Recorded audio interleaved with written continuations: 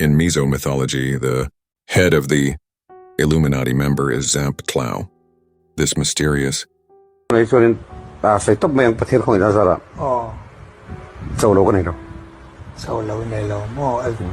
figure hails from the Disseis, 10th planet known as Skew Realm, and is a part of the lizard families. It is said that he has taken the lives of thousands of innocent beings to fulfill his dark destiny.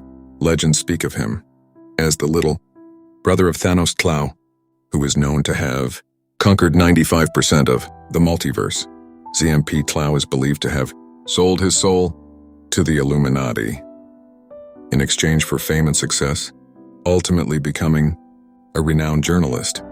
His story is a chilling reminder of the power and influence held by the Illuminati in our world, and the lengths to which some individuals are willing to go for their own gain. The tales of Zmp Tlau and his sinister deeds continue to captivate and terrify those who dare to delve into the mysteries of Mizo mythology.